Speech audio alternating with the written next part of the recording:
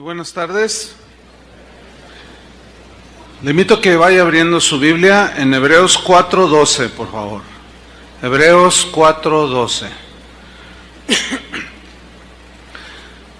Seguimos con la serie Examinando Nuestro Corazón. Y hoy voy a tocar un tema que he titulado Los pensamientos y las intenciones del corazón. Voy a leer Hebreos 4:12. Usted me sigue allí. Dice así: porque la palabra de Dios es viva y eficaz, y más cortante que toda espada de dos filos, y penetra hasta partir el alma y el espíritu, las coyunturas y los tuétanos, y discierne los pensamientos y las intenciones del corazón. Y no hay cosa creada que no sea manifiesta en su presencia. Antes bien, todas las cosas están desnudas y abiertas a los ojos de aquel a quien tenemos que dar cuenta. Estos textos están dirigidos a cristianos, ¿sí? Y el texto nos está dando una advertencia que es la siguiente: no existe nada en nuestro corazón que Dios no conozca. Todo lo conoce. Y el propósito del texto es que entendamos que si Dios conoce todos los pensamientos y las intenciones de nuestro corazón, no lo podemos engañar a Él, no le podemos tomar el pelo. Dios no puede ser burlado. Todo lo que el hombre siembra, eso cosecha. O sea, no podemos evadir a Dios de ninguna manera. El autor de esta carta a los Hebreos nos describe el poder que tiene la palabra de Dios. Utiliza una serie de expresiones que son expresiones sorprendentes, extraordinarias, que nos abren el entendimiento al respecto. Y hay 7 características que menciona el escritor de los Hebreos acerca del poder de Dios. En primer lugar, tenemos que la palabra de Dios es viva. Así dice Hebreos 4:12. Una de las cosas maravillosas que tiene la palabra de Dios es que no envejece, no pasa de moda, permanece viva. Viva para todas las personas en todas las épocas pasadas, presentes y las por venir.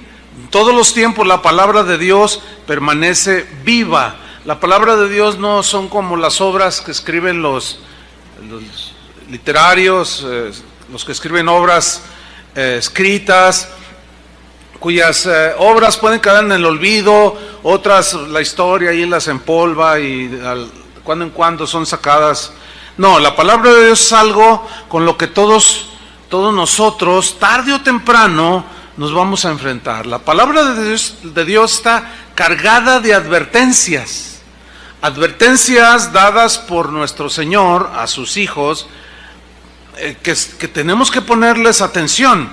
Y estas advertencias las rechazamos o las aceptamos. Si nosotros las aceptamos, tenemos su bendición, tenemos la vida eterna. Si las rechazamos de manera voluntaria, tenemos la condenación eterna.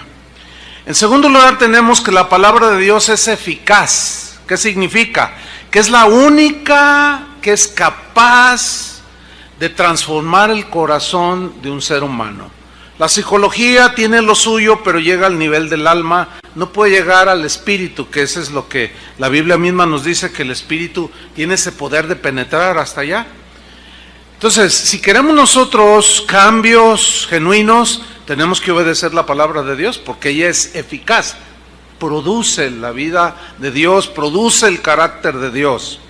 En tercer lugar, tenemos que la palabra de Dios es penetrante, es más cortante, quiero decir, más cortante, o sea, de un solo tajo, pero añade algo, es más cortante que toda espada de dos filos, o sea, todavía más le aumentas, que es más cortante diría yo entonces que un bisturí, más actualizado a nosotros. Y esto habla de que la palabra de Dios es extremadamente penetrante. Cuando alguien como usted aquí en esta tarde se expone a la predicación de la palabra, esta va a penetrar hasta lo más profundo. es la palabra de Dios sumamente penetrante. Pero viene una pregunta aquí: ¿hasta dónde puede penetrar la palabra de Dios en un ser humano?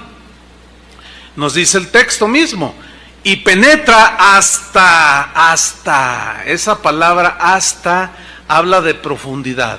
Es una forma de medir la enorme profundidad, que en realidad es como algunas partes en el océano que todavía no llegan a medir la profundidad del océano.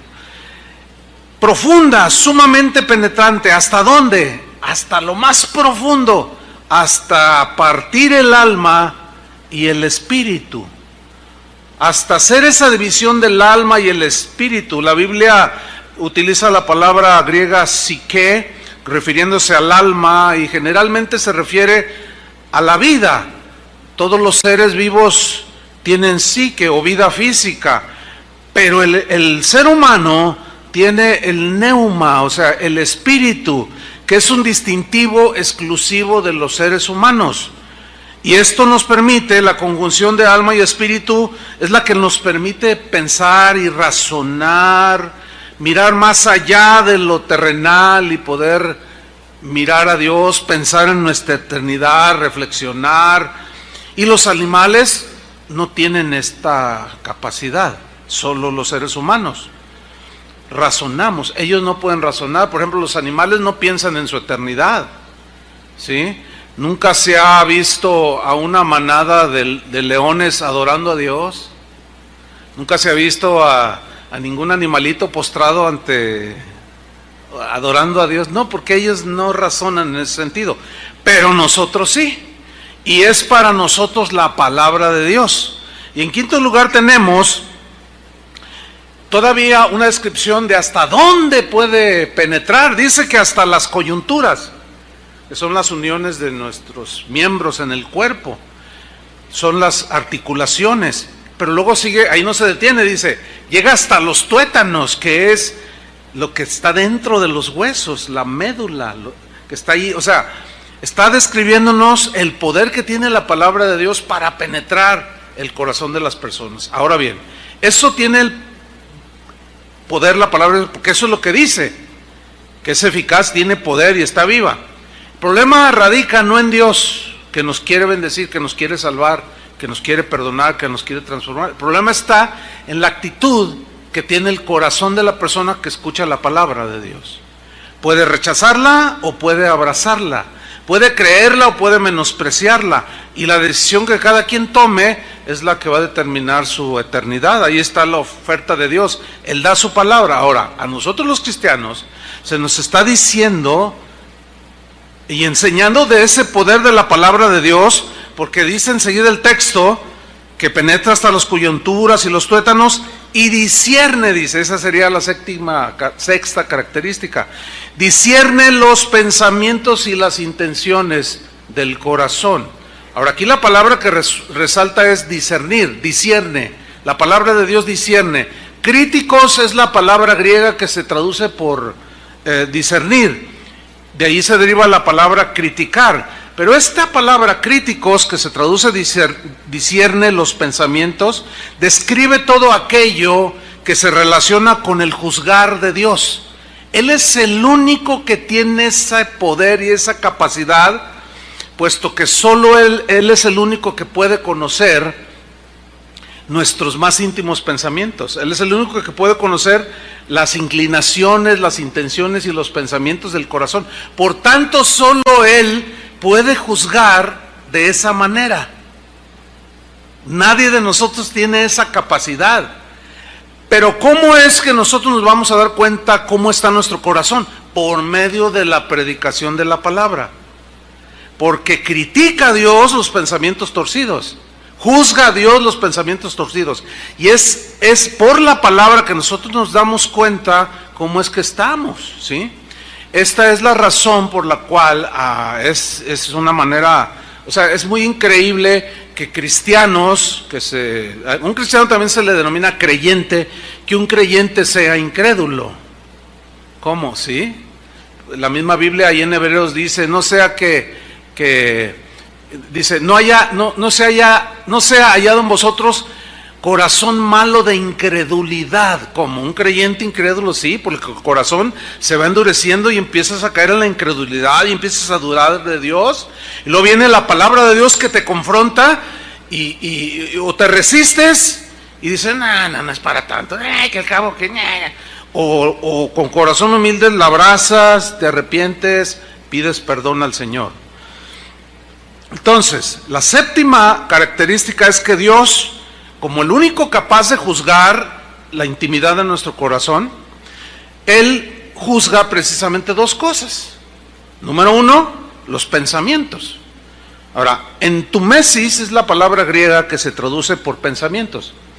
Dios juzga los pensamientos y las intenciones del corazón.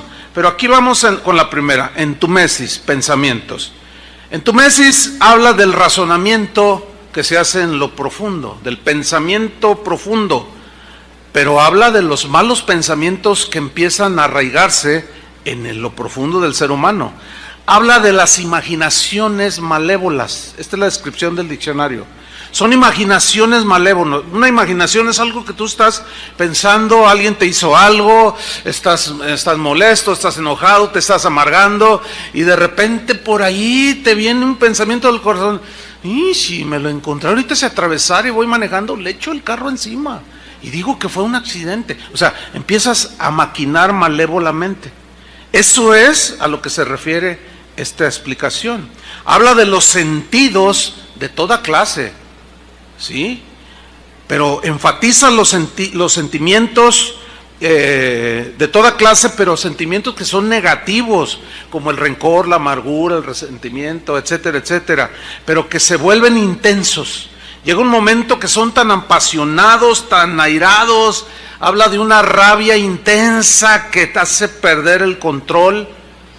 Dios pues conoce todos esos, Jesús conoce todos esos. Y analizamos el mensaje de las 7 iglesias, Él sabía todo de todos, ¿no es cierto? Él dijo, no, yo sé que tú esto y esto y esto, pero tengo algo contra ti porque tú esto y esto, y tú esto, y sabía todo de todos. Y les decía, arrepiéntete, porque no te arrepientes, voy a mover tu candelabro de su lugar. Arrepiéntete, arrepiéntete. Siempre el Señor, cuando nos saca a la luz las intenciones y los pensamientos de nuestro corazón, es para que nos arrepintamos, hermanos, para no caer en la apostasía y finalmente alejarnos avergonzándonos de Él. Entonces Jesús conoce todos estos pensamientos. En segundo lugar, dice que las intenciones, que Él las discierne, las juzga. Intenciones viene de una palabra enoia, que significa literalmente así, una idea.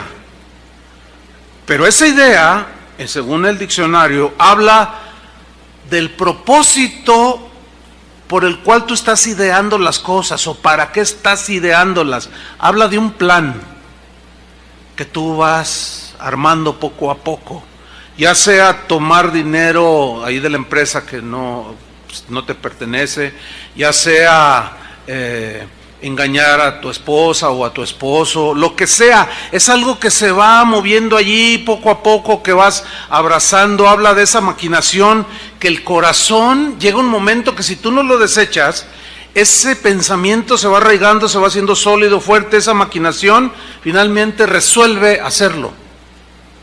Por eso el Señor está interesado en que nosotros seamos de corazón limpio. Entonces aquí hay un principio muy claro: nuestra vida emocional, nuestra vida intelectual, nuestros sentimientos, nuestros pensamientos, nuestras intenciones, por más profundas que sean, por más escondidas y camuflajeadas que las tengamos ahí, todas serán sometidas al escrutinio del Señor. Porque dice el versículo 13, síganme con atención, Hebreos 4:13, dice, y no hay cosa creada, no hay absolutamente nada en este mundo que no sea manifiesta en su presencia. Manifiesta significa revelada, mostrada, o sea, nada se esconde. Dios, creador de todo, conoce todo. Dice, antes bien, todas las cosas están desnudas y abiertas a los ojos de aquel a quien tenemos que dar cuenta. Aquí encontramos dos cosas. Dice que Hablando del corazón, todo está desnudo delante de Él y está abierto delante de Él. Nada podemos esconder. La palabra gimnos es la palabra que se traduce todas las cosas están desnudas. Y gimnos, que se traduce desnudas, tiene la idea de que nosotros como personas cubrimos nuestra desnudez con ropa, ¿sí? Nos cubrimos. Y si ustedes se fijan, cada quien viene vestido de diferente manera, de diferentes colores, diferentes diseños, pero todos cubrimos nuestro cuerpo, cubrimos nuestra desnudez. Pero tienen la idea de un disfraz, ¿sí? En una fiesta de las llamadas fiestas de disfraces, la gente llega vestida de sandía, llegan disfrazadas de murciélago, de diferentes personajes. Pero no son ellos en realidad. La verdadera personalidad, el verdadero ser de una persona está detrás del disfraz. La idea aquí de que todas las cosas están desnudas es que el Señor está diciendo, por más disfraces que te pongas, por más cosas externas que tú manifiestes, delante de mí todo está desnudo. Podrás usar un disfraz que engaña a otras personas y tengan una opinión de ti de la que realmente no eres. O la gente crea que tú eres lo que realmente no eres, por el disfraz, ¿entienden? Por la apariencia. Por eso dice que todas las cosas están desnudas delante de Él. Y la otra palabra es más clara, es más descriptiva. Habla de todas las cosas están abiertas, dice. Y esta palabra abiertas viene del término tetragelismenos. Esta palabra que se traduce abiertas, en los tiempos del griego clásico, aquí que se hablaba en los tiempos de Jesús, se usaba de tres maneras esta palabra. La primera manera en la que se usaba para describir algo era un término que usaban en referencia a la lucha libre, a los luchadores grecorromanos. Y quiere decir agarrar al contrario de tal manera que lo deje inmóvil. O para que usted lo entienda, están dos luchadores y uno toma al otro y le aplica la tapatía. Así son los luchadores. Las llaves que ellos hacen cuando tienen en ese deporte de la lucha, dejan inmóvil, totalmente inmóvil, lo dejan de diferentes maneras, pero los dejan inmovilizados. Y eso nos habla de que nuestros intentos de evadir a Dios solo durarán un breve tiempo. ¿Cuánto tiempo vas a tardar? ¿Cuánto tiempo te va a durar esa actitud que tienes de evadir de Dios, de huir de Dios, de correr de Dios? ¿Cuánto tiempo? Llegará el momento en que ya no podrás evitar, porque el Señor te va a inmovilizar totalmente y vas a tener que mirarlo cara a cara y ya no podrás evadir más a Dios. La segunda uso que tenían de esta palabra tetragelismenos, que se traduce por cosas abiertas, se usaba en el sentido de desollar, o se usaba cuando desollaban un animal al que colgaban, ¿sí? Y lo desollaban, es decir, le quitaban la piel para luego preparar el animal. Yo hace no mucho tiempo estaba viendo un video que me impresionó, me llamó la atención, alguien me lo envió y decía, un hombre destaza una res en 5 minutos. Yo dije, ¿en 5 minutos? Un animal de 450 kilos. Y bueno, estaba ahí, ya estaba muerto la vaca y la tienen colgada en unos arneses. Y saca un cuchillo, hermano, no sacó un machetote así, sacó un cuchillo de este tamaño, chiquito, pequeñito. Entonces, dice, el cronómetro se pone a funcionar y se ve ahí en el video que empieza a correr el cronómetro y él empieza con el cuchillo. Desnudó totalmente de la piel al animal. Y luego enseguida lo empezó a cortar, le sacó todas las entrañas, pero empezó a cortar las patas, empezó a cercenar. 5 minutos duró. Impresionante. ¿Cuánto el Señor tardará para desollarnos y dejarnos totalmente desnudos y abiertos? ni una milésima de segundo. ¿Sí?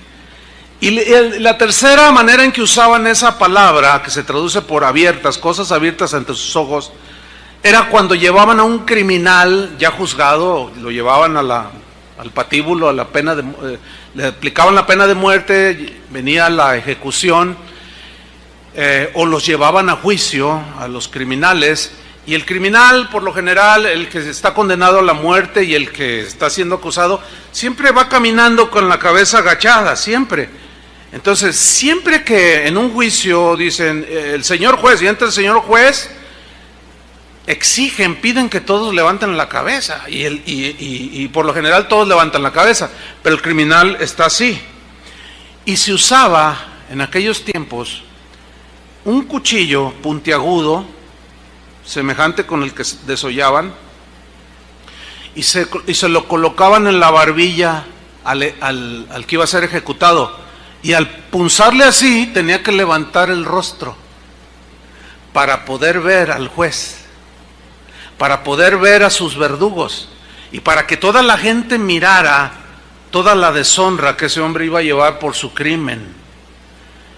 Fíjate lo que está diciendo aquí: todas las cosas están desnudas y abiertas ante los ojos de aquel que tenemos que dar cuentas. Un día no muy lejano, se los aseguro, no muy lejano, aunque tengas 15 años y pienses vivir 90 o quieras vivir 90, y si llegas, de todas maneras, sigue siendo un día no muy lejano, enfrentaremos cara a cara con Dios. Tarde que temprano. Actualmente podemos evitar las miradas de aquellos que nos caen mal, que nos ofendimos o que ofendimos, evadimos la mirada o no damos la mirada, no miramos a los ojos, pero delante de aquel que juzga todas las cosas, ¿cómo evadir si todo está desnudo? Y nos harán levantar la barbilla, así, con la barbilla, para mirarlo cara a cara.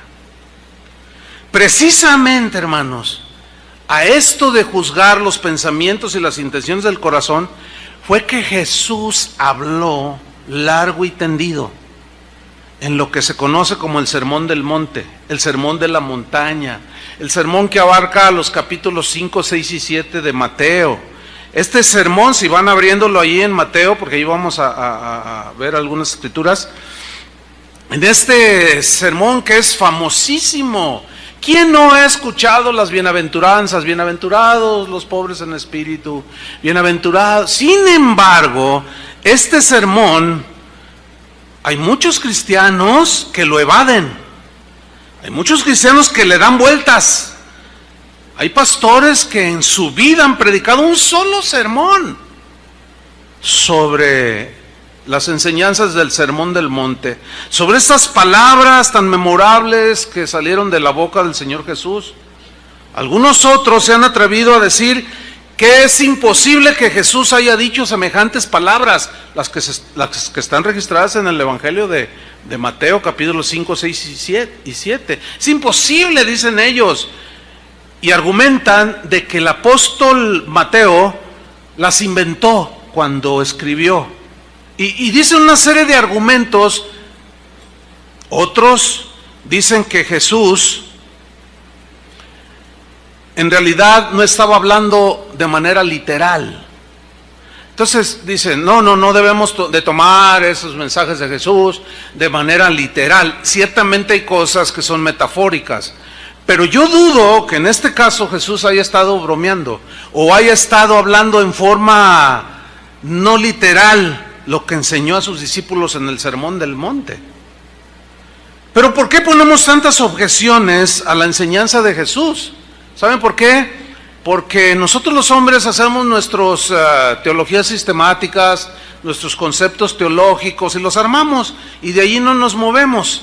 Y luego cuando de pronto empezamos a leer partes de la Biblia, o si alguien tiene la costumbre de leerlo, por ejemplo, todo el Evangelio de Juan, todo el Evangelio de Mateo, toda la carta a los romanos, de pronto se encuentran con textos que chocan con la cuadratura de la teología bíblica a la cual se adhirieron o inventaron o diseñaron. ¿Por qué? Porque contradice nuestros sistemas teológicos. Por eso se evade y no se habla mucho del sermón de la montaña. Vamos a ver lo que enseñó Jesús al respecto. Vamos a ver si estaba bromeando, si era literal, si era simbólico o si era una broma de parte de Jesús. Mateo 5:20.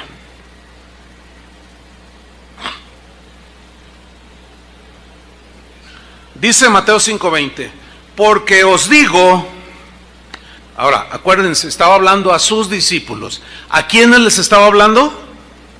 ¿Cuántos discípulos de Jesús son en esta tarde aquí o se consideran discípulos de Jesús? ¿Hay alguno aquí? Bueno, estamos incluidos ahí. Porque yo os digo que si vuestra justicia no fuere mayor que la de los escribas y fariseos, no entraréis en el reino de los cielos. Bueno, a primera vista parece como que Jesús está enseñando que la salvación es por obras, pero no. Él va mucho más allá de las obras explícitas que hacemos los seres humanos. No, lo que Jesús va a enseñar y está enseñando y enseñará en los restos de este pasaje es que Él se va a enfocar en la fuente donde salen los malos pensamientos, las intenciones malévolas que nacen del corazón, ¿sí?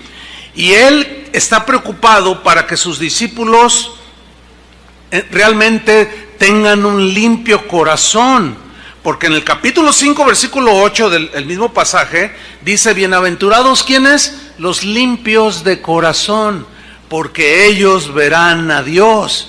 Y en Hebreos hay una expresión semejante, sin santidad, ¿qué?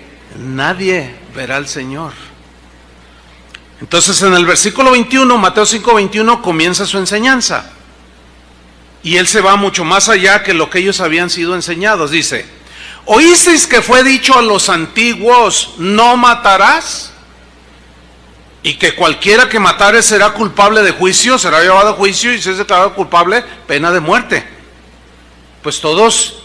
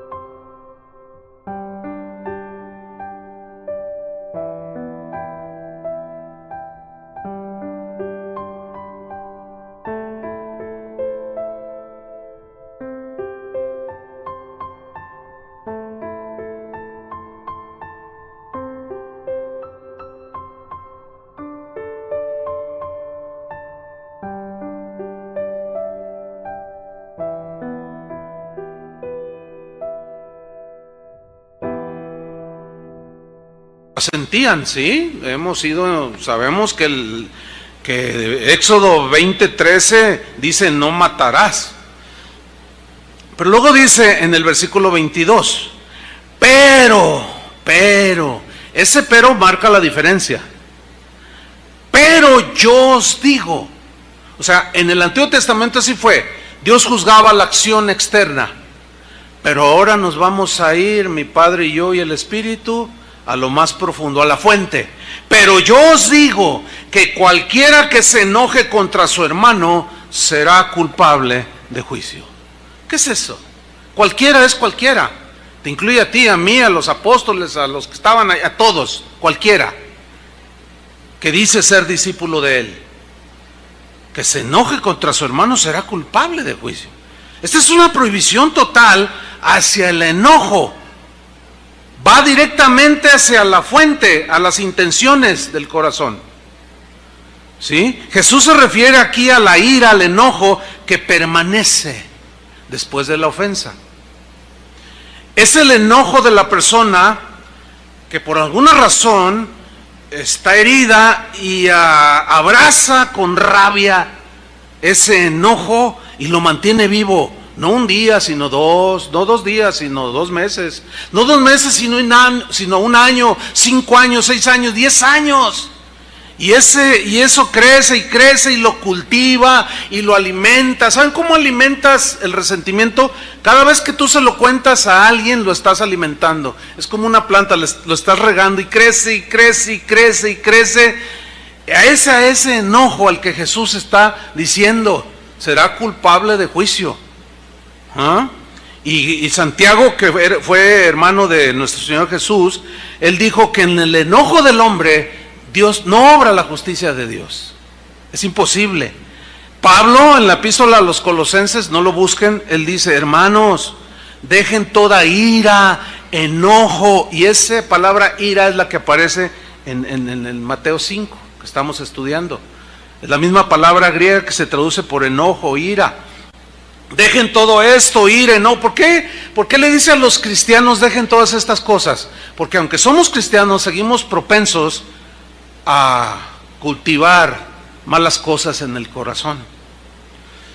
Fíjense ustedes que hasta el más elevado pensamiento de los paganos de los tiempos de Jesús, y incluso desde antes, reconocían la insensatez del dejarse arrebatar por el enojo y de abrazarlo y mantenerlo vivo. Por ejemplo, Cicerón, que fue un hombre muy culto, filósofo, él era debatía en la filosofía, era un orador muy distinguido en su tiempo, y él mismo habla de que cuando entraba el enojo en los debates, cuando entraba en escena el enojo, decía Cicerón, no se podía hacer absolutamente nada con sensatez.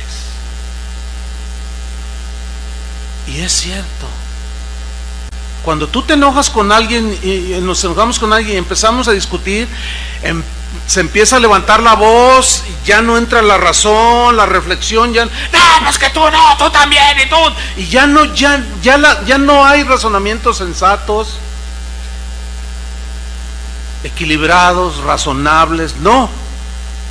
Séneca, filósofo romano, decía, refiriéndose al enojo, en este sentido, al que se refirió Jesús, dijo, el enojo es una locura, porque te hace cometer locuras. En el caso de un cristiano, es una locura tan peligrosa que te puede apartar de Dios al final de tu camino. Esa es la advertencia de Jesús. Si hemos de obedecer a Jesús, entonces tenemos que atender a esta advertencia de Jesús. Ese enojo que cultivamos, que no olvidamos, ese enojo que se niega a pacificarse, cuando él había dicho, bienaventurados los pacificadores, ese enojo que busca la venganza y en cualquier momento que se le presenta, oye, que fulano, ay, si supieras de fulano, y empiezas y sigues regando tu enojo, tu disgusto. Es una advertencia, hermanos, que tenemos que recordar que alguien que se dice cristiano y pierde los estribos continuamente no llega a desarrollar el dominio propio que debe caracterizar a un cristiano, y esos enojos, esos arranques de ira te llevan a violentar la palabra de Dios, hermanos, en el nombre de Jesucristo es para todos la exhortación. Tenemos que hacer algo. Tenemos que decirle al Señor: Señor, cambia mi corazón, ayúdame, pero tenemos que reconocer que tenemos ese problema. ¿Se acuerdan que Pablo dijo, bueno, no quiere decir, no problema, sino pecado, para hablar las cosas como son? ¿Se acuerdan que Pablo escribió: airaos, pero no pequéis? Porque el enojo de una injusticia es una reacción totalmente normal, humana, pues. ¿Sí? Y hay un enojo, una exaltación, un enojo, podemos decir justificado, pero en el caso de los cristianos dice: sí, enójate, pero no peques. O sea, que ese enojo no te lleve al desborde. Y me hizo enojar y quedé ciego y saqué la pistola y lo maté. Estaba tan enojado con mi esposa, con mis hijos, porque pasaron cosas y hice una carta, ¿sabe qué? Para mí y se dio un tiro en la sien. Ese es el enojo al que Jesús se refiere aquí.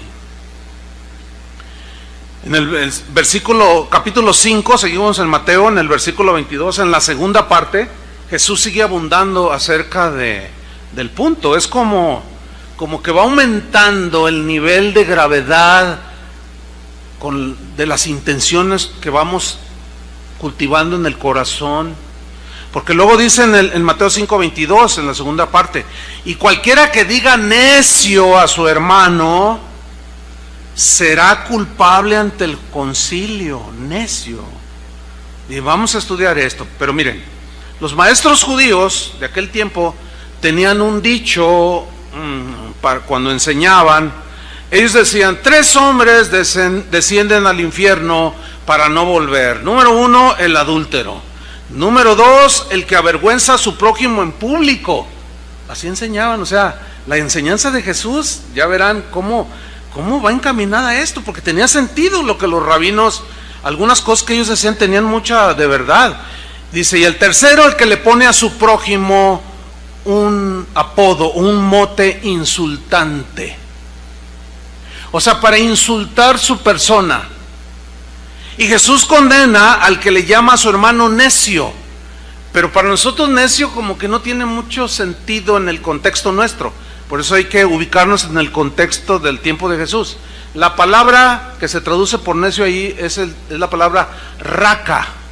Raca, así. Raca describe el tono de voz con el que le dice algo a alguien. Eres un... ¿Entiende? El tono de voz. Así dice el diccionario. Describe que aparte del tono hay un ingrediente de desprecio muy marcado hacia la otra persona. Entonces, llamar a una persona raca, como dijo, esa es la palabra que usó Jesús. Llamar a una persona raca era llamarle un idiota, pero sin sentido, pero en un tono despreciativo, burlesco, descalificativo. ¿Sí? Es llamarle tonto, imbécil, pero el tono, ¿entiende? El tono y el desprecio con el que se dicen las palabras. Cabeza hueca, el tono y la actitud con la que se dice. Eso es lo que Jesús está condenando aquí. Hace un tiempo atrás alguien me mandó un video y me dijo: pastor, escucha esta predicación. ¿Por qué? ¿Tiene algo especial? Escúchala. Bueno, en un momento tuve tiempo, la empecé a escuchar, estaba haciendo otras cosas, todo lo que estaba enseñando el pastor estaba bien. Él estaba hablando de cosas doctrinales. Entonces él estaba dando su posición respecto a un tema que él estaba desarrollando. Y de pronto dice: y todos los que crean contrario a lo que estoy diciendo aquí son unos imbéciles. Así, en un tono. Y yo hasta dejé de oír hacer lo que estaba haciendo, y me regresé y moví así, ¿verdad? A ver, no creo que dijo eso. oí mal y lo regresé. ¿No? ¿Sí? Y ahí tengo el video. Imbéciles, son unos imbéciles todos los que creen diferente a lo que yo estoy enseñando. Ah, caray. Entonces pues yo me sentí aludido, porque yo no creía en un punto yo no lo concebía así, y hay diferencias. Pero es el tono, es el tono, es la agresividad y el desprecio. De eso está impregnado cuando Jesús dice, a eso se refirió Jesús cuando dijo, ¿cómo lo haces? ¿De dónde sale eso? ¿Cómo?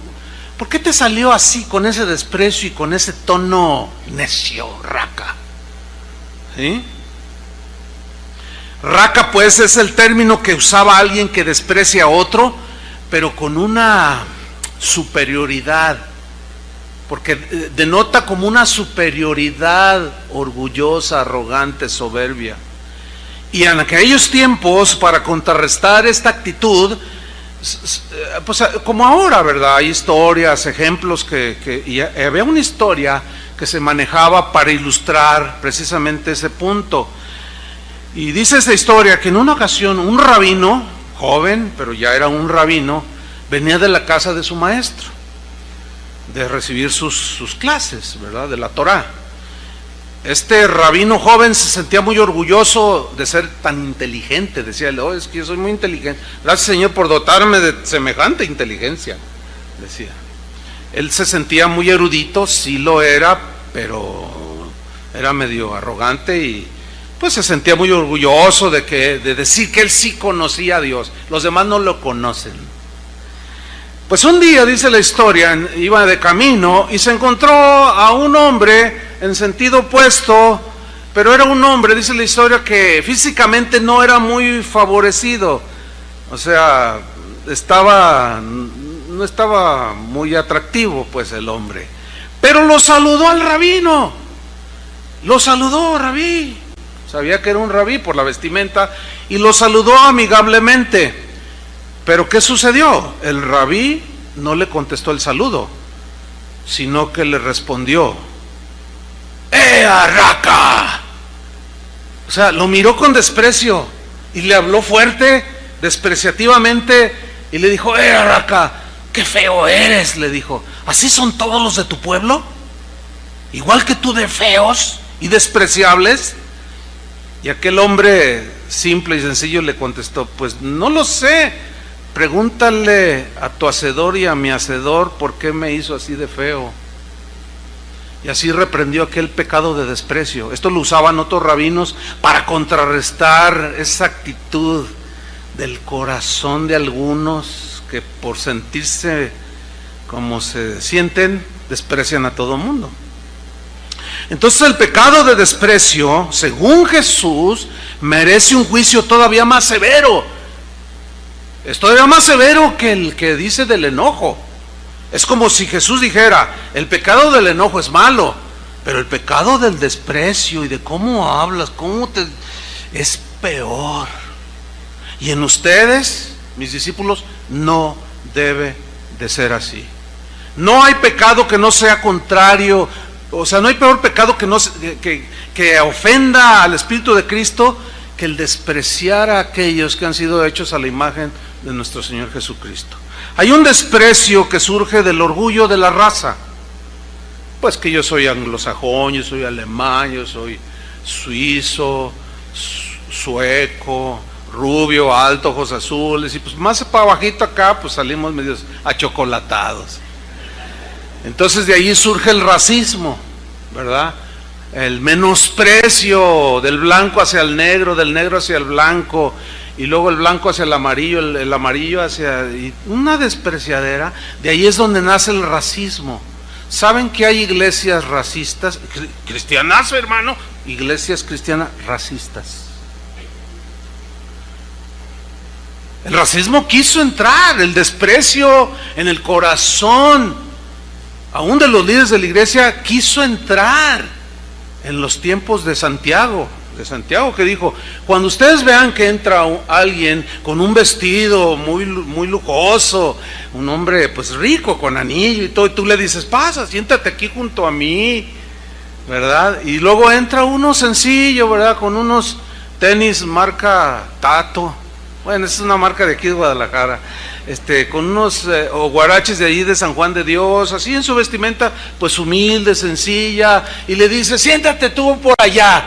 Dice, hacéis acepción de personas y cometéis pecado. Eso es un tipo de racismo, de segregación. Dice, no. ¿Saben, hermanos, que hay sistemas teológicos? No los voy a mencionar para no crear controversia, pero en algún momento usted lo descubrirá en sus estudios. Pero hay sistemas teológicos, gente que dice que es cristiana, que son nacidos de nuevo, que son racistas. ¿Sabe que hay sistemas así que donde los negros, por ejemplo, no son bien vistos? Donde no destaca ningún negro como de raza negra como uno de sus teólogos. No existen, no hay. Qué extraño, ¿no? Como si los negros no tuvieran tanto y en ocasiones hasta más inteligencia que un blanco o un achocolatado como nosotros. Y eso es lo que está juzgando el Señor, hermanos, ¿entienden? Eso es lo que el Señor está queriendo que nosotros entendamos, porque Él discierne los pensamientos y las intenciones del corazón. Mire, le voy a contar algo que a mí me pasó en una iglesia en Centroamérica. No voy a decir ni la iglesia ni el país, porque luego, no, acá no somos así. ¿Por qué mencionó nuestro país? Centroamérica, nada más. Se me acerca una familia, un hombre grandote, rubio, de ojos azules, una mujer también así alta, rubia, de ojos azules, con una chica pues igual que ellos. Bonita la muchacha, unos 22 años. Dice, pastor, por favor, mire, hable con nuestra hija. ¿Sobre qué? Bueno, si el pastor está de acuerdo, porque pues yo no soy el pastor aquí, yo no voy a violar un principio, le corresponde al pastor. No, ya le pedimos permiso. Dijo, bueno, a ver si, y ya me hace una señal el pastor, sí, está bien. Bueno, ¿cuál es el asunto? Es que mire, pastor, le insistimos a nuestra hija que piense bien con quién se va a casar. Yo le dije, bueno, sí, que sea cristiano, que ame a Dios, que sea trabajador, etcétera. Dice, no nos referimos a eso. Es que él se quiere casar, mire, con aquel. Y era un negro. Yo le dije, pero, ¿y? Dice, no, que piense que sus hijos, nietos, cabe la posibilidad que nazcan negros. Yo no quiero negros. No, hermano, mira, se me enchinó la piel así, pero de enojo. Pero no el enojo que lleva a pecar, sino del celo que te produce un enojo, pero ahora sí que es santo, para acomodar las cosas, pero con dominio, ¿no? Dominio. Y dije, oiga, ¿usted cree?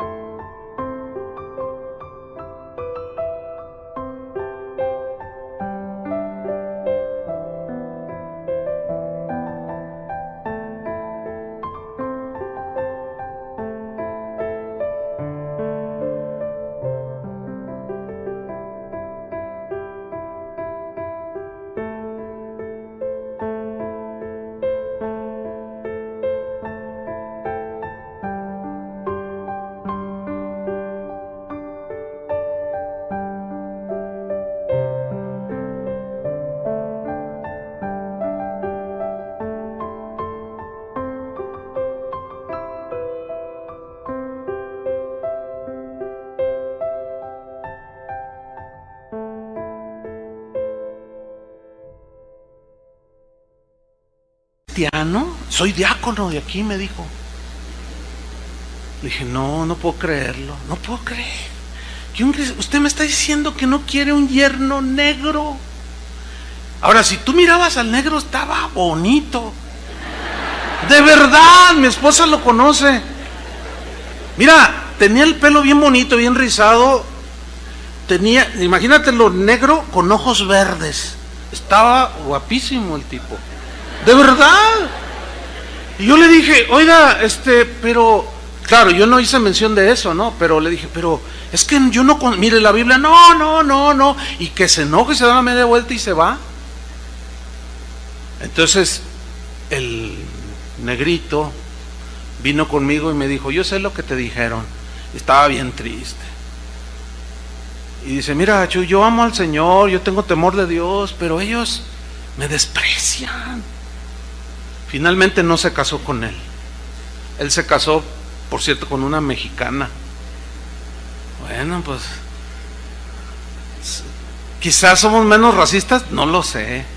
Pues se casó con una mexicana. Pero hermanos, hay un desprecio que nace del orgullo de la raza. Hay un desprecio que surge de la posición económica, por el dinero, produce un orgullo. Hay un desprecio que viene del conocimiento, de la intelectualidad, y no deberíamos de ver nunca con desprecio a nadie por quien Cristo murió. No. Y ese es a lo que Jesús se dice. No digas raca, no digas necio a nadie. Versículo 22, en la última parte del texto, dice: cualquiera que le diga fatuo, o sea, a su hermano, ¿quedará qué? ¿Expuesto a qué? No, pero eso no es literal, dicen algunos. Estaba bromeando. Yo no creo que Jesús estaba haciendo algo alegórico aquí. Es una advertencia totalmente literal la que Jesús está haciendo aquí. No tengo la menor duda. Ahora, para nosotros fatuo, bueno, pues quizá no tenga la connotación que tiene en el original. Moros es la palabra que se traduce por fatuo. Y moros quiere decir tonto, pero dice el diccionario que no se refiere a la capacidad mental, sino se refiere a cuando alguien pone en duda el carácter moral de otra persona calumniándolo. O sea, a nadie digas fatuo, o sea, no agredas su integridad, su reputación, su vida, diciendo mentiras por tu enojo que tienes ahí. Ni se te ocurra. Fíjense cómo va en grados de gravedad eso que el Señor juzga en el corazón. Entonces Jesús dice que el que destruye la reputación de su hermano merece un juicio más severo. Dice que está expuesto, que está en una línea muy delgadita en relación con el infierno. No hay castigo que sea demasiado severo para el que asesina el buen nombre de otro. Según Jesús, esta persona está expuesta al infierno de fuego. Por eso es que se evade esa enseñanza. Por eso, ¿cómo a poco me va a mandar al infierno? Bueno, yo no lo digo. Ahora, hay algunos teólogos que a veces, por ejemplo, hay artesanos que te hacen, en el hierro, que te hacen unas obras de artesanía impresionantes, ¿no? Te hacen un cancel que tú dices, ¡ay, qué tremendo! Y a veces así suele suceder en el cristianismo. Cuando no nos gusta alguna enseñanza que va en contra o que contradice, que son versículos que contradicen lo que yo creo, como esos artesanos, le damos una retorcida al texto y decimos todo sobre el texto menos lo que significa el texto. No sé si me expliqué.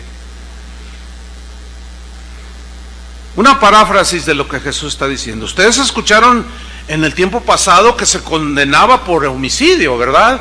Pues sí, y eso siempre será condenable. Estoy parafraseando, Pero yo os digo que no son solo las acciones externas las que van a ir a juicio, como el asesinato, sino los más íntimos pensamientos, las intenciones de sus corazones también irán a juicio.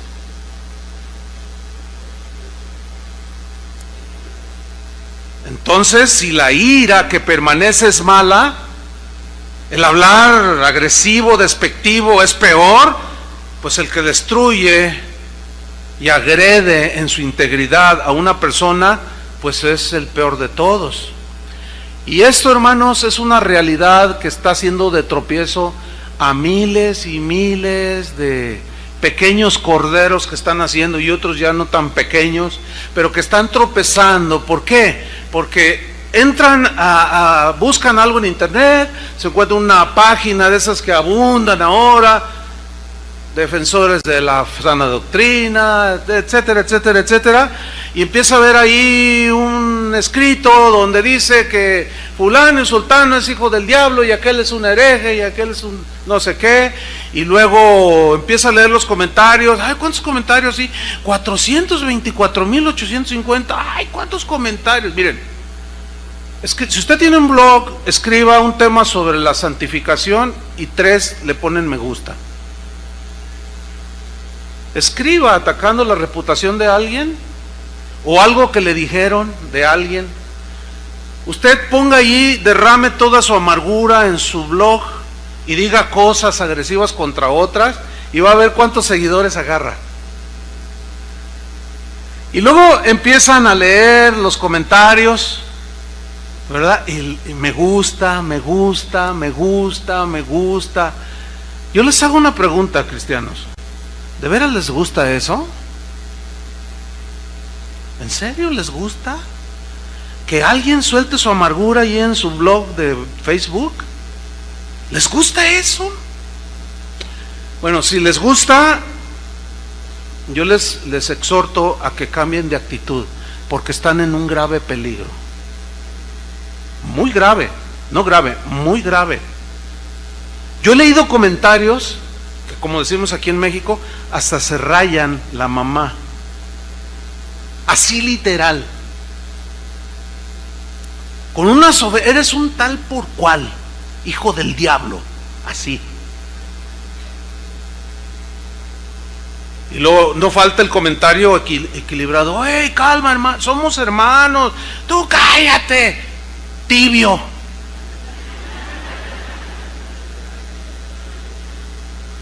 Ya ve, y fulano de tal que dice que ese que se congrega allí con fulano de tal. No, hombre, ese pastor, no, hombre, ese, si ya me dijeron que esto y lo otro y más allá. Hermanos, la advertencia de Jesús es real, no es broma, no es broma. Entonces, el que es esclavo del enojo, el que habla en tono despreciativo, el que destruye el buen nombre y reputación de otro, bueno, pueda que nunca haya cometido un asesinato en acción, de matar a alguien, sacar una pistola y darle 3 tiros en el corazón, puede que no, pero en su corazón, sí. Fíjate lo que dijo el apóstol Juan, 1 de Juan 3:9, sin moverse de Mateo 5.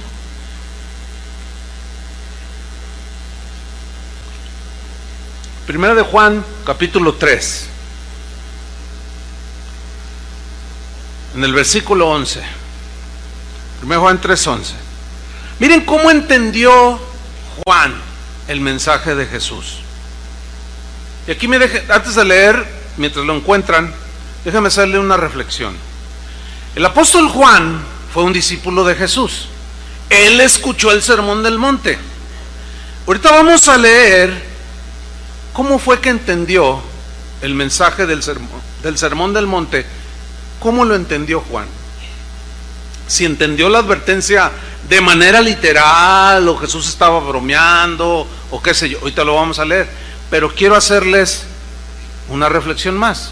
Los apóstoles tuvieron discípulos que ellos discipularon. Por ejemplo, el apóstol Juan, dice la historia de la iglesia a partir del primer siglo, que el apóstol Juan discipuló a un hombre llamado Policarpo. Policarpo discipuló a otro llamado Ireneo. Y así Pablo tuvo los suyos, Clemente de Roma, Pedro tuvo a los suyos, contemporáneos de ellos que vivieron con el apóstol, que incluso algunos, como Clemente de Roma, conoció a Jesús. Algunos dicen que lo conoció, otros dicen que no, pero en fin, pero conocieron, eran contemporáneos de Pablo, en el caso de Clemente.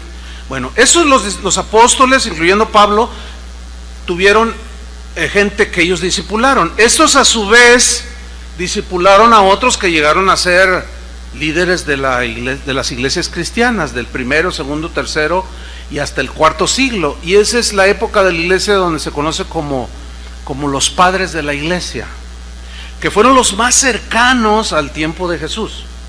Escúcheme bien, hermano. Esto es algo, yo estudié en el seminario historia de la iglesia, pero la historia de la iglesia es muy amplia, la verdad. Hay una rama dentro de la teología que se conoce como patrística. Y la patrística es el estudio de la vida de todos los padres de la iglesia. Y bueno, últimamente me he dado a la tarea de leer a los padres de la iglesia.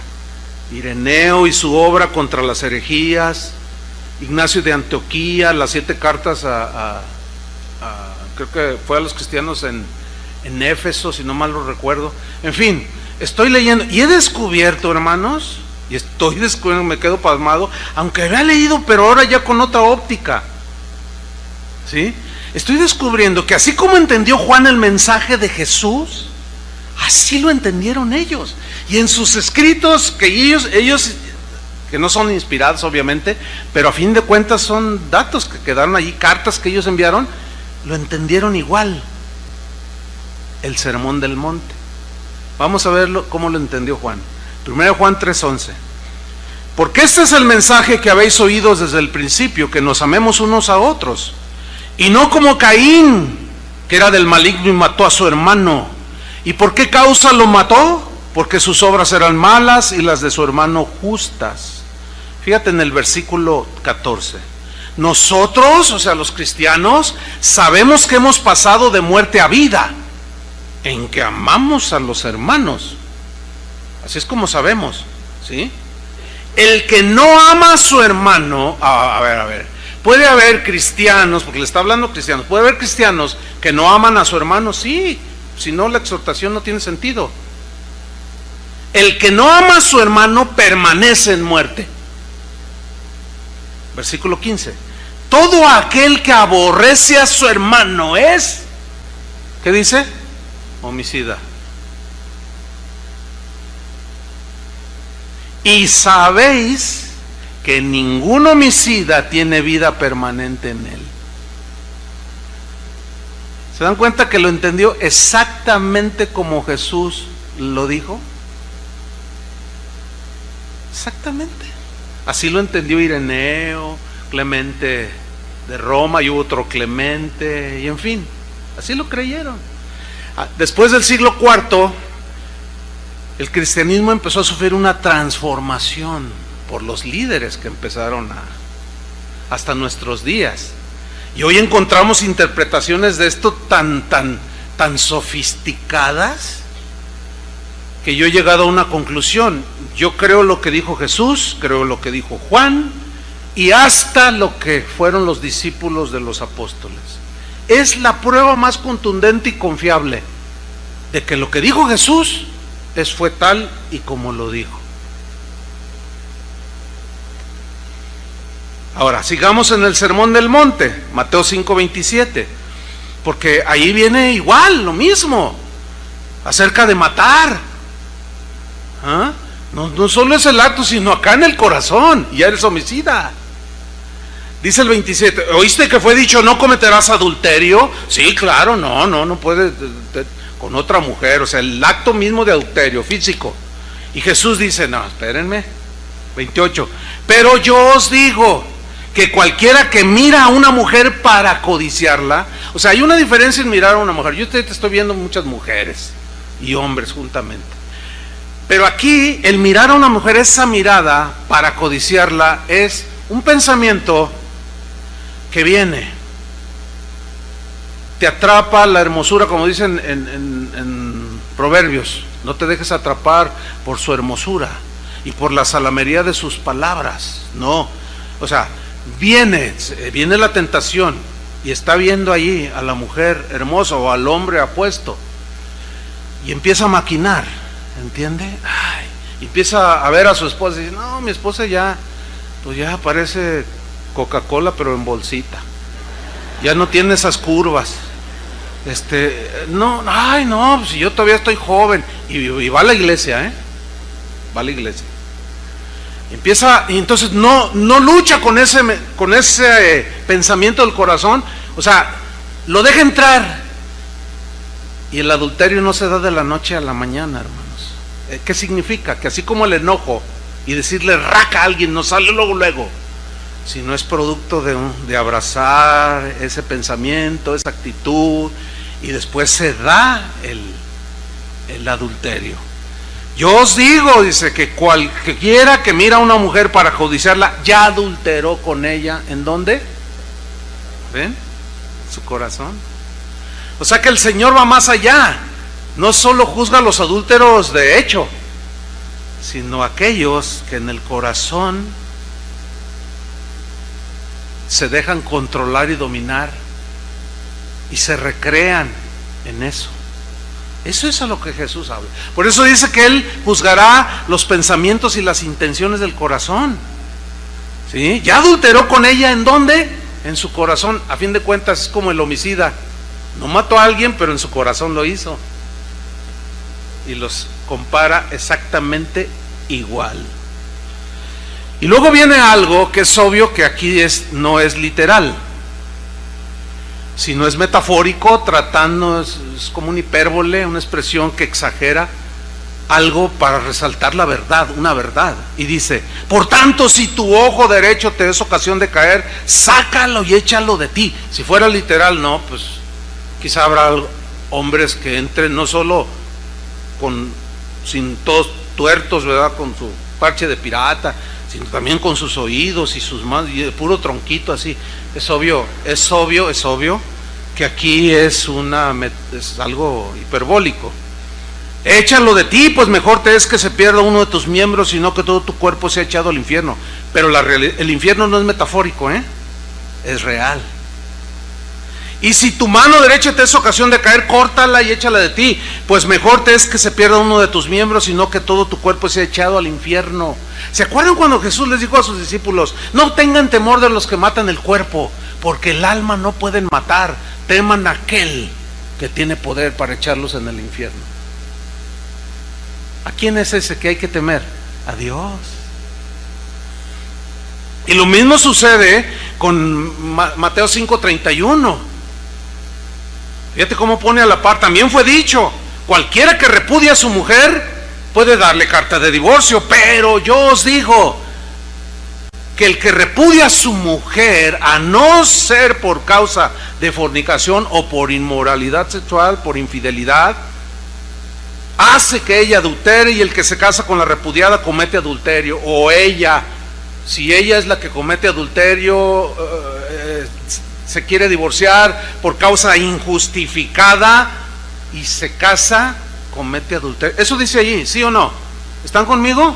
Bueno, algo que estoy viendo yo que se ha infiltrado ya en la iglesia cristiana es esa actitud que tienen los políticos alrededor del mundo.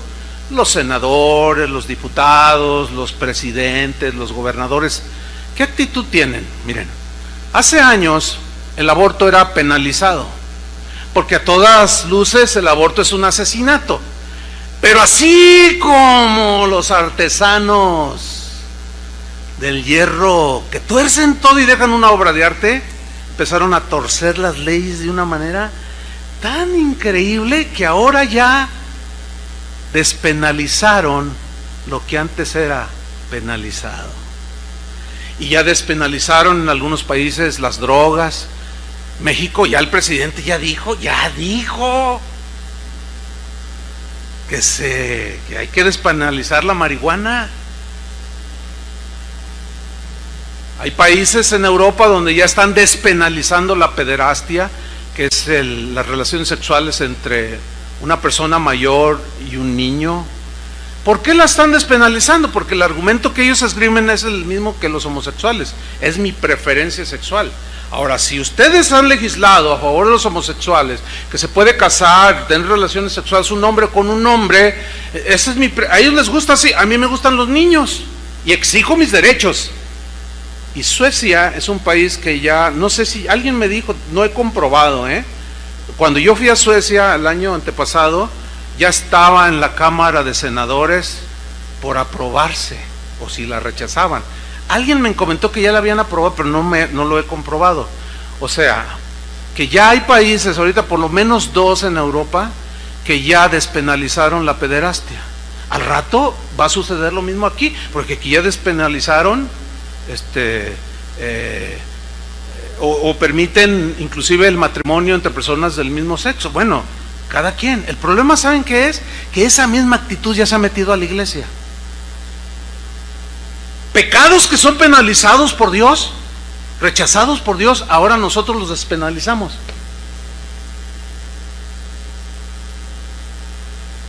Hace un par de años se armó una controversia porque a un pastor muy famoso le preguntaron que qué pasaba si un cristiano se suicidaba, se iba al cielo, se iba al infierno. Y él dijo, no, se va al cielo. Así dijo. Creó un revuelo. Todavía ya van a ser, creo que 2 o 3 años de eso que él declaró. Y a él se le sumaron un montón de teólogos muy conocidos, y algunos hasta conocidos por mí.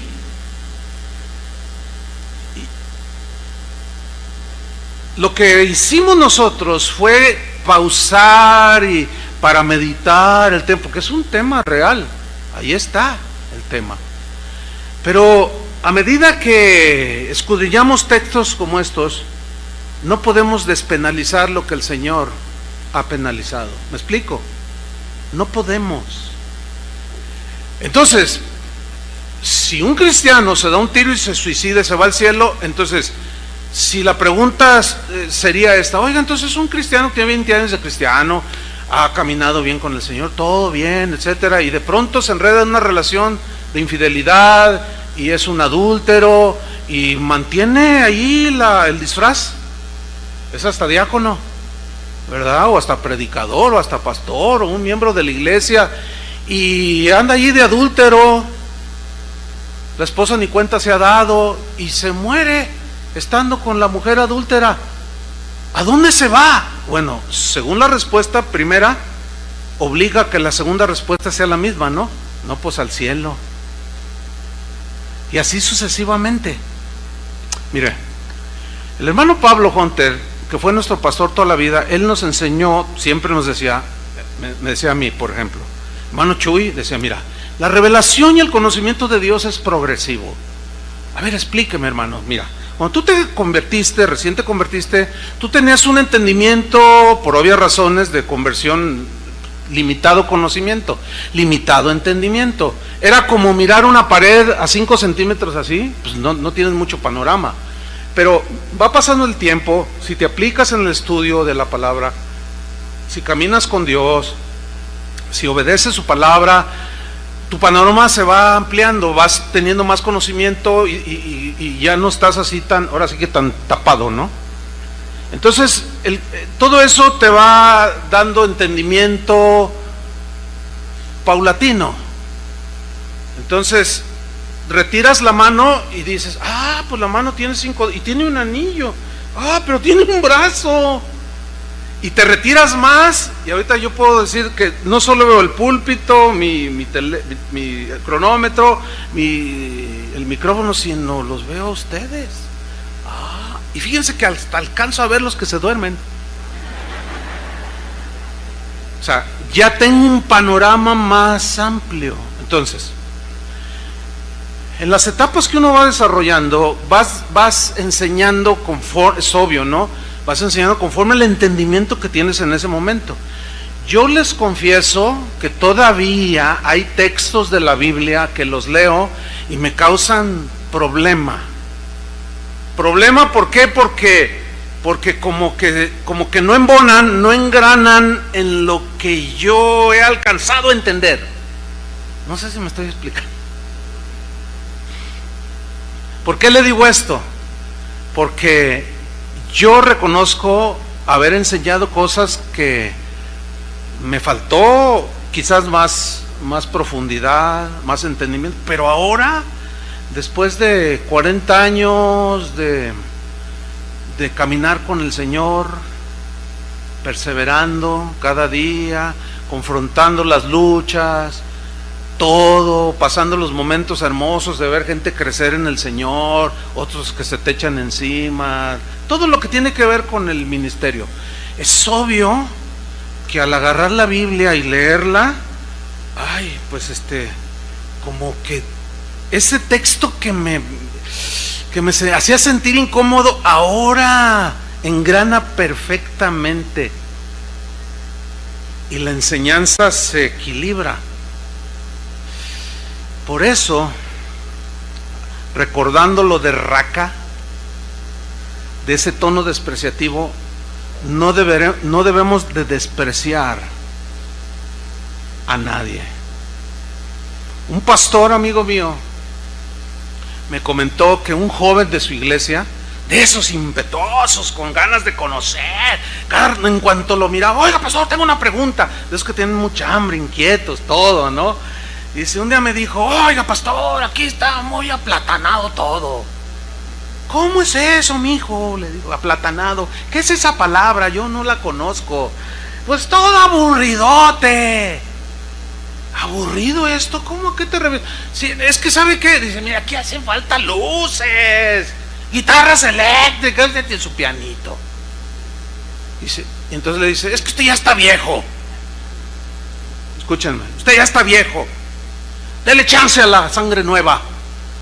Oh, fíjate, usted ya está viejo. Desprecio.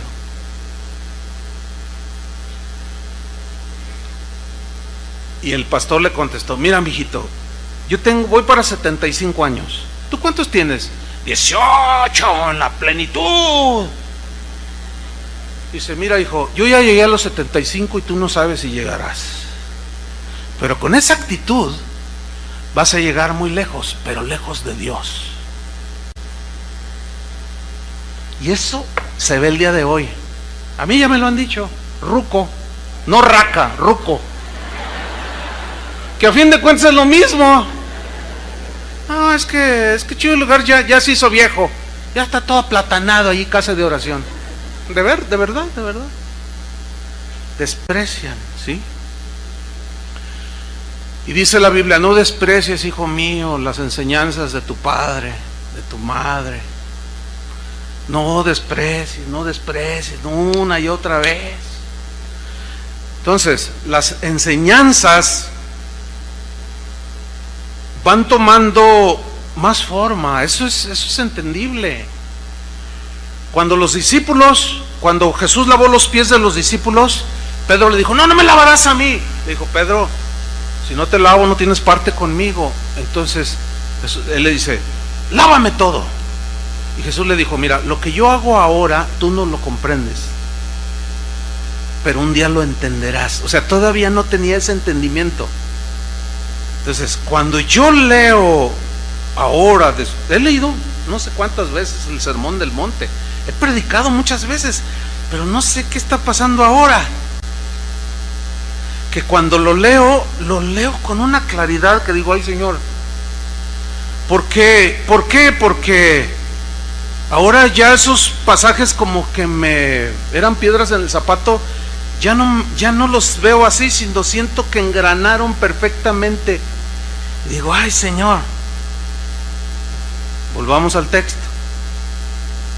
Cualquiera que repudia a su mujer, dele carta de divorcio, dijeron, pero yo os digo que cualquiera que repudia a su mujer, a no ser por causa de fornicación, hace que ella adultere, y el que se casa con la repudiada comete adulterio. Aquí yo ya personalmente he tratado casos así, de gente que se ha divorciado por razones injustificadas, y se les ha dicho que no está justificado, pero yo me quiero divorciar, dicen. Bueno, esa es una decisión que tú tomas, pero yo no te podemos volver a casar. Ya no te puedes volver a casar. Bueno, pues ya no me caso. Una persona me dijo así, se divorció, al poco resultó que tenía un novio aquí y quería que la casáramos. Y le dijimos que no podíamos. No, pero ¿por qué? Si nos amamos, no. Porque ¿dónde está entonces tu promesa de que en las buenas y en las malas, en la pobreza y en la riqueza, ¿dónde quedó la promesa? No, pues es que dijo mi mamá que siempre no. No me digas.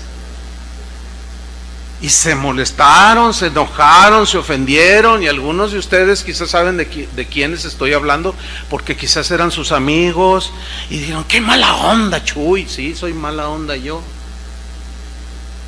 Qué mala onda el pastor. ¿Por qué no los casó? Ahora ya se dan cuenta por qué, ¿o no? Por eso yo no quiero ser despenalizador de los pecados que Jesús condena, hermanos. Líbreme el Señor. No, ¿cómo? Cuentas daré algún día, cara a cara. Y me va a poner también así, a ver, mírame a los ojos. Pues yo cuando llegue ahí, yo quiero que me diga, bien, buen siervo y fiel. Pero que permanece, hermanos.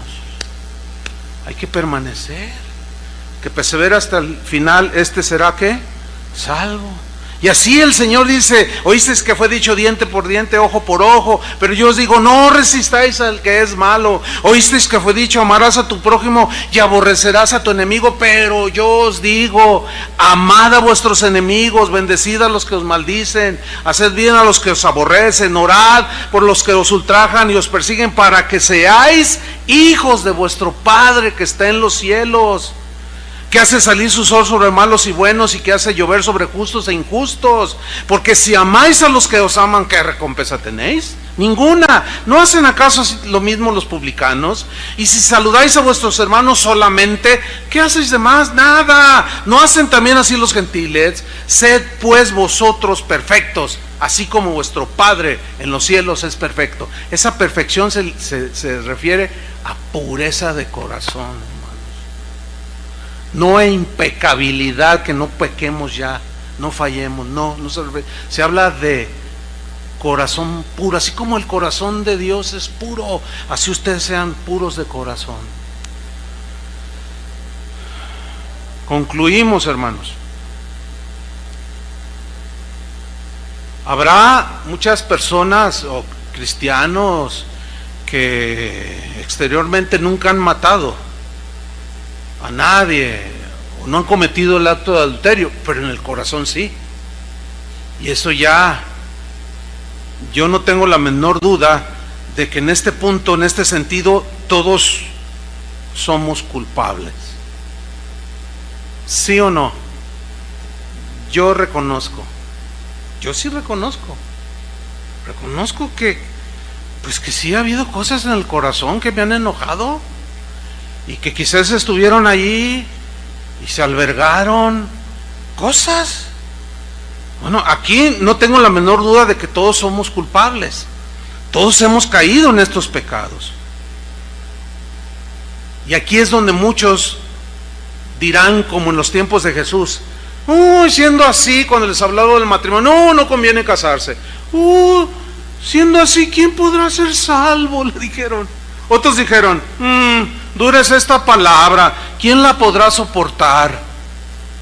Así dijeron algunos, porque obviamente no son cosas fáciles. Pero miren cómo lo entendió Juan. Se los voy a leer.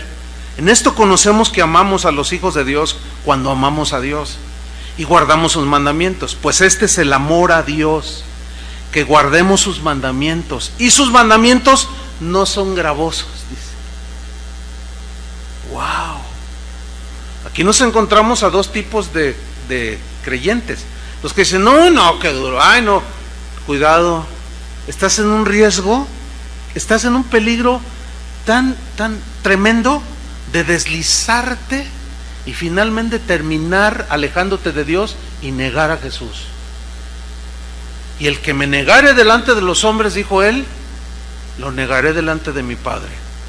Ahí es donde tiene un engranaje perfecto. Cuando Jesús dijo en el mismo sermón, muchos me dirán en aquel día, Señor, Señor, yo hice milagros en tu nombre, sané a los enfermos, oré, hice milagros, hice esto y lo otro. Y yo les diré, nunca os conocí, hacedores de maldad. ¿Saben por qué? Porque hubo un tiempo en sus vidas que sí oraron, Dios los usó, ¿entienden? Y Dios hizo milagros, hicieron muchas cosas, pero hubo un momento en que algo pasó en sus vidas, se alejaron de Dios, lo negaron, y Él dijo, y en aquel día muchos me dirán, Señor, Señor, en tu nombre profetizamos, en tu nombre hicimos, y yo les diré, ¿y ustedes quiénes son? Nunca los conocí, hacedores de maldad. ¿Sabes a quién se refiere? A los que terminaron negándolo aquí, que es lo que la Biblia define como la apostasía. ¿Cómo llega a ese estado un cristiano? Yo creo en la seguridad de la salvación, nadie me va a cambiar ese concepto, está en la Biblia. Mientras yo permanezco al abrigo del Altísimo, nadie me toca, nadie. Mientras yo persevero en Cristo, en sus caminos, en su temor, ¿qué me separará del amor de Cristo? Nada. ¿Qué me arrebata de su mano? Nada. El que permanece en mí, yo permaneceré en él, y éste dará mucho fruto. El que no permanece en mí, se secará, y será cortado y echado al fuego. Yo tengo en mi casa un buen número de árboles. Ahorita son robles. Hay uno altísimo como de 15 metros. Hay de diferentes tamaños. Ahorita están frondosos porque tiran la hoja como en febrero, pero ahorita ya le salió una hoja, son unas hojas grandes. Están preciosos esos árboles. Y a veces el otro día estaba contemplando, ay, qué bonito era el viento, bien bonito, una sombra impresionante. Y de pronto, bueno, esto ya lo había notado siempre, pero y quiero investigar sobre eso. ¿Por qué? ¿Qué es lo que quiero investigar? Que me he fijado que está el tronco y las ramas y unas florecientes hermosas y otras secas. ¿Han visto esos árboles? Que tienen unas ramas que están secas. Bueno, si hay algún entendido aquí que luego me escriba, mira, pasa esto. Si no tomamos, yo quiero investigarlo. Y el jardinero, yo le digo, corta esa rama que está seca. Y él a veces me ha dicho, no, está viva, denle chance otro rato. Y a veces saca hojitas. Y a veces le digo, no, mira, ven. Le digo al jardinero, ven. Le digo, mira. Y ya con una navaja, no bien duro, mira.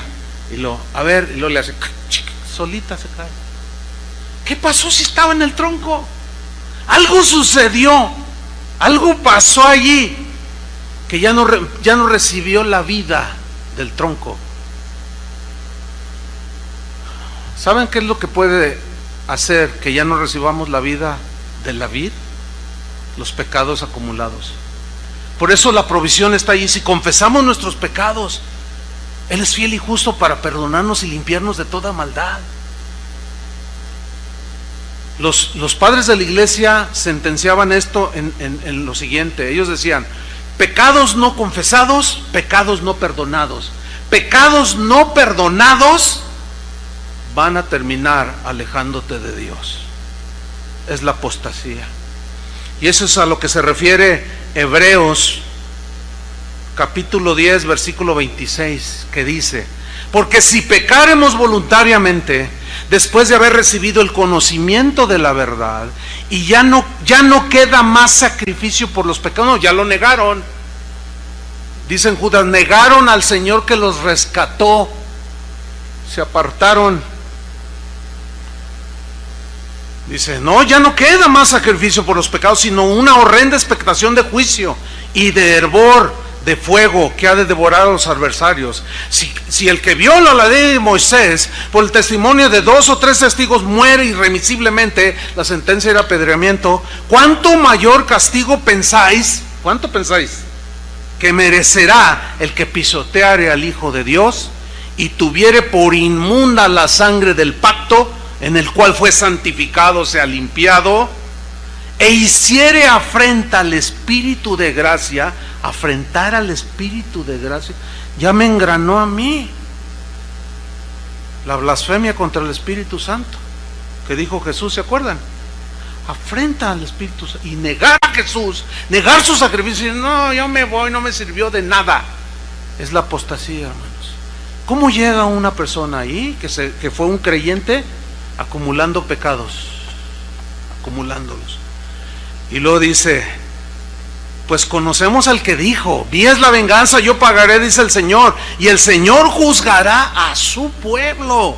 Horrenda cosa es caer en manos de un Dios vivo. No perdáis pues vuestra confianza, que tiene grande galardón. O sea, significa, no pierdas la fe, al final tendrás tu galardón. No te quedes en el camino. Porque es necesaria la paciencia, para que, habiendo hecho la voluntad de Dios, obtengáis la promesa. Porque aún un poquito, y el que ha de venir vendrá y no tardará. O sea, el juicio vendrá. Mas el justo, ¿por la qué? Por la fe vivirá. Se mantendrá, perseverará. Pero luego dice, y si retrocediere, se refiere al justo en algún momento. Y si retrocediere, si me negare, no agradará mi alma. Y lo dice el escritor de Hebreos. Pero nosotros no somos de los que retroceden para perdición, sino de los que tienen fe para preservación del alma, para perseverar hasta el día final y terminar, como dijo Pablo: he peleado la buena batalla de la fe, he terminado la carrera, he guardado la fe, porque Dios ya le había revelado que iba a morir. Terminé mi carrera y he guardado la fe. Por eso Jesús dijo: el que persevere hasta el fin, este será salvo. ¿Eres salvo ahora? Sí. Parece como que hay una contradicción ahí, pero no, son dos temas diferentes, que en algún momento hablaremos un poco más. Por lo pronto, hermanos, esta advertencia es para nosotros. Limpia tu corazón, lávalo con la sangre de Jesús, arrepiéntete de eso que ha estado allí y pídele su gracia. ¿Oramos? Pónganse de pie. Señor, necesitamos tu gracia. Tú dijiste, y lo entendemos, que separados de ti nada podemos hacer. No podemos rechazar el pecado si estamos lejos de ti. No podemos ser obedientes si no tenemos temor de ti. Pero alejados, ¿cómo? Con amarguras, ¿cómo? Dejamos de recibir la gracia de Dios cuando brota la amargura. Cuando nos volvemos a las obras, a los méritos propios, y nos volvemos a las obras, como dice a los Gálatas Pablo, frustrado: me temo que trabajé con vosotros en vano. De la gracia habéis caído, dijo, los que os queréis volver a la ley. No, hermanos, permanezcamos en Cristo, en Cristo. Perseveremos en Cristo. Somos cristianos. Hay una realidad, hermanos, que no debemos ignorar. No hay que confundirnos. Tentaciones seguirán viniendo, ¿sí? Pero ahora ya entendemos que el corazón tenemos que mantenerlo limpio. Amén. Cuando viene el enojo, la ira y la ofensa, ay, Señor, perdóname, y pedir perdón. Si estás diciéndole cosas bonitas a una mujer que no es tu esposa, que el temor de Dios venga sobre ti y te detengas y ya no lo hagas. Díselas a tu esposa. Ella es tu esposa. Porque esto es bien serio, hermanos, es real. Señor, perdona todos nuestros pecados, por más ocultos que estén, tú los conoces. Y ante ti no hay nada que se esconda, todo está abierto y desnudo. Y mientras tenemos vida, hay tiempo de arrepentimiento. Una vez que nos alejamos y te negamos y blasfemamos, ya no hay remedio. Ya cuando el corazón está tan endurecido, y aunque sigamos viniendo a la iglesia, Jesús les dijo a aquellas personas, aquellos fariseos: ustedes enseñan mandamientos de hombres como si fuera a honrarme a mí, pero su corazón está lejos de mí. Andaban vagando por allá y por eso rechazaron a Jesús. Lo negaron y Él los negará.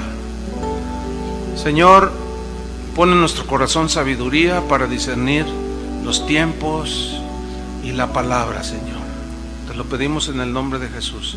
Queremos irnos limpios por tu sangre preciosa de todos nuestros pecados, Señor, y mantenernos día a día en un examen continuo para mantener limpio el corazón. Ayúdanos, Señor, y danos esa gracia. Y pon en ti tu temor, Señor. Pon en nosotros tu temor. Te lo pedimos en el nombre de Jesús. Amén. Que Dios les bendiga, hermanos.